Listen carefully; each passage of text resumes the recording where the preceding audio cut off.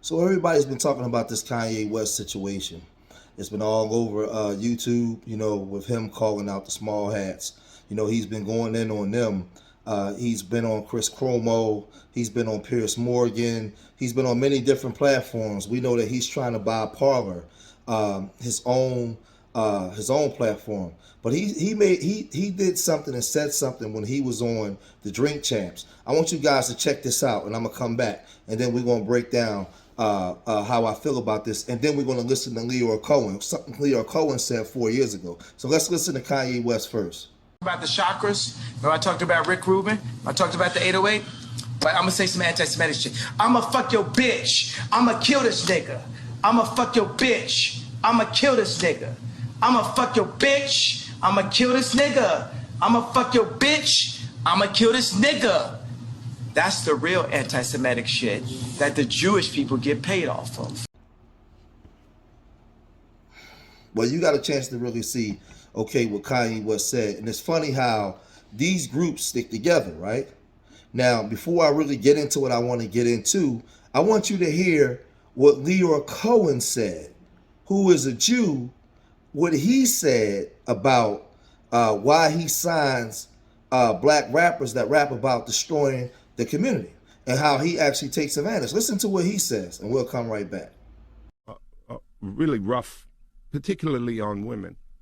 But I think it helped change the course of the crack epidemic. I don't know what's this opioid thing, man. But being a crackhead wasn't cool back then. Being a crackhead wasn't cool. Now they seem like they're making it cool to be drinking lean and syrup and it's the most dangerous. It's the most dangerous thing that's facing our society. So why sign an artist that would promote that? Because I already answered that question. You weren't paying attention. She asked me talent or issues, and I said talent. But I have to. I can't give up on people. But I'm saying that's hypocritical, though. You're saying it's opportunistic. Yeah. I got people to feed. I got a business to run. You're gonna make Dame Dash take this clip and call you a culture vulture. Who's Dame Dash? You brought him up. I don't even know him. So you bring his name up. I don't even know him. So y'all made a lot of money together. Made a lot of money. Come on, Leo. Don't do that to him. I don't know him. I really don't. So, I don't know what to tell you. I won't. So now you get a chance to understand where we're going.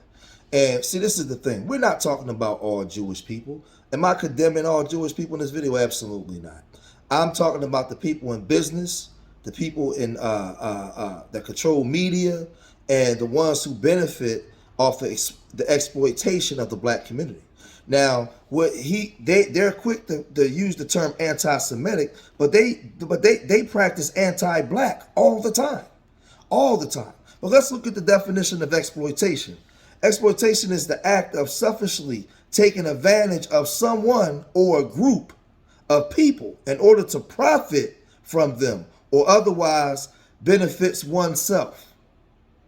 So a lot of different groups or segments of that community has been exploiting the black community for so long. And when you say something about them, they call it anti-Semitic, anti-Semitism. Well, they've been practicing anti-black for generations. When they was our slumlords in Philadelphia and Chicago and New York City and all these urban areas. They was our slumlords, yes.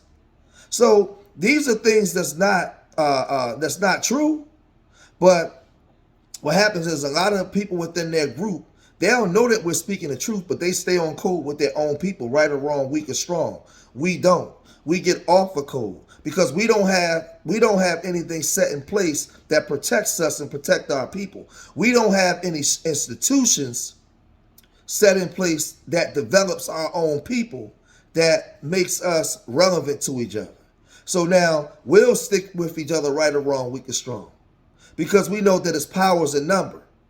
It's power in numbers. We have our economics together, and now we can financially fund ourselves. These people have been financially funding and contributing to destroying the consciousness of the young black mind within urban areas.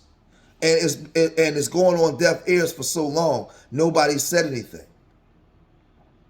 It's going on deaf ears. So now, 4 years ago, when Charlamagne used to sort of try to be on code before they got to him, he asked him, he said, well, then they'll call you a culture vulture. How can you say that these drugs are destroying communities and everything, but you sign black rappers that rap about destroying the community and you profit more off of it than them? And you are a minority group that's been taken advantage of. That's what the Jewish community claims. For 2,000 years, they've been beaten and thrown away and taken advantage of. But then you get in position and you exploit a whole nother disenfranchised group. And when they call you out, you hide behind anti-Semitism. Well, you guys are practicing anti-black. But this is just footage of when Charlamagne asked him, he was stuck. Well, I already answered you that question. He got a little tight when that question was asked to him. But this is the stuff that we need to pay attention to, man. We need to pay attention to it. A lot of people acting like they're afraid to say something. We talking this black revolutionary stuff, but you're afraid to open your mouth because you don't want to lose your job. You don't want to lose your positions. Well, then, from what I'm hearing from people in these YouTube spaces now, you comfortable with things staying the same. You're not comfortable with change because change sometimes there has to be a rebirth or something. And in birth, there's pain. So we have to go through some pain, some changes in order to come out on the other side, on top. Y'all not willing to do that. So what happens is you're criticizing your own people. You're going against your own people. They have well-organized institutions that dictate how they treat each other, how they make their money, how they spend their money, how they worship. So they're not going to go against their institutions even when they know that they're wrong. This is the part that we're missing. This is the part that we're not getting.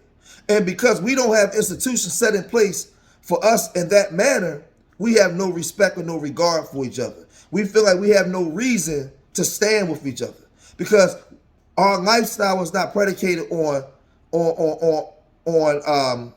developing anything or needing each other based off of our production and our development.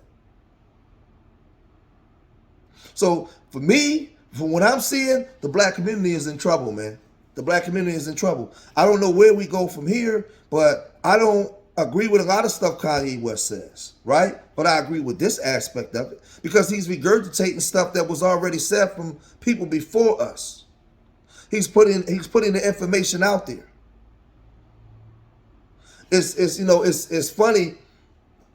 It's crazy how, like I said, everybody has something to say within our communities, but it's a hot button topic for right now. But then afterwards, you're going to go right back to what you was doing. Like, I don't know where we're supposed to go from here. I don't know what we're supposed to do, but I'm going to cut this video short here, man. Make sure y'all like, subscribe, and share to the George Bacon Experience, man. Leave a message, leave a comment in the comment section. Let me know what you think about the Lyor Cohen situation in this video. This was from 4 years ago. You know what I mean? And like he said, he got a family to feed. He got to make money. He doesn't give a damn about the consciousness of young black youth. He cares about his family he got to feed. And he's protected by his people. All right? So remember, I love y'all. Till the next time. Peace.